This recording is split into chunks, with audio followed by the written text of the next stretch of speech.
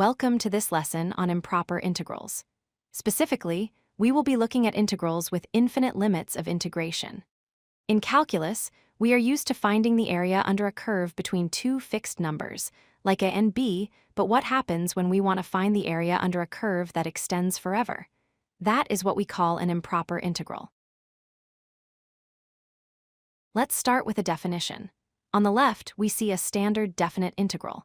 We integrate from a to b, where both a and b are finite numbers. This represents a clearly bounded area. On the right, we have an improper integral. Notice the upper limit of integration is infinity. This means we are looking at a region that starts at a and continues to the right forever. Our goal is to figure out if this infinite region has a measurable area. Here is the geometric intuition. Consider the graph of a function f of x. We start at x equals a. The shaded region extends to the right indefinitely. It might seem impossible for an infinite region to have a finite area, but it depends on how fast the curve approaches the x-axis. If it drops to 0 quickly enough, the total accumulated area might actually be a specific finite number.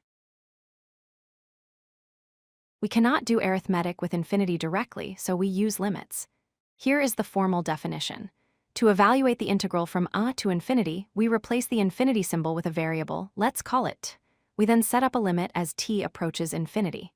This transforms the problem into two steps. First, calculate the standard integral up to t, and second, evaluate the limit of that result as t gets larger and larger. When we calculate this limit, there are two possible outcomes.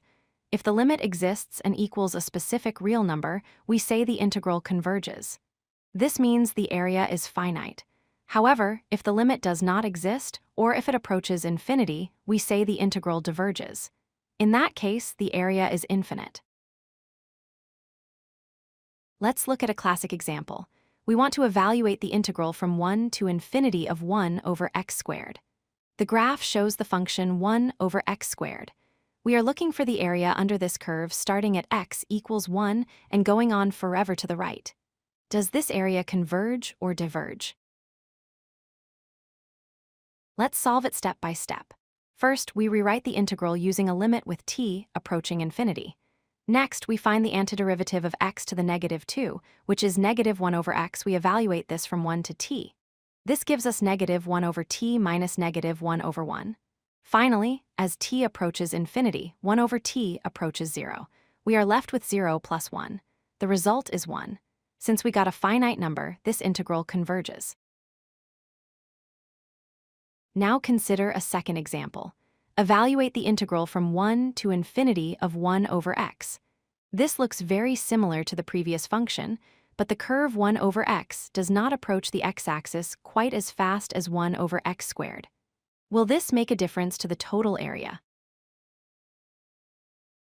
Let's do the math. We set up the limit as t approaches infinity of the integral from 1 to t of 1 over x. The integral of 1 over x is the natural log of the absolute value of x. Evaluating from 1 to t gives us natural log of t minus natural log of 1. Since natural log of 1 is 0, we just look at natural log of t. As t goes to infinity, the natural log function also goes to infinity, just very slowly.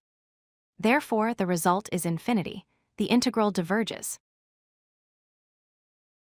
To summarize, whenever you see an integral with infinity as a limit, replace it with a variable t, integrate, and then take the limit as t goes to infinity. The key insight from our examples is that not all infinite regions have infinite area. 1 over x squared decreases fast enough to have a finite area, while 1 over x does not. This distinction is crucial in fields like physics and probability. If you like this video, hit that like button and don't forget to subscribe. Visit codelucky.com for more such useful content.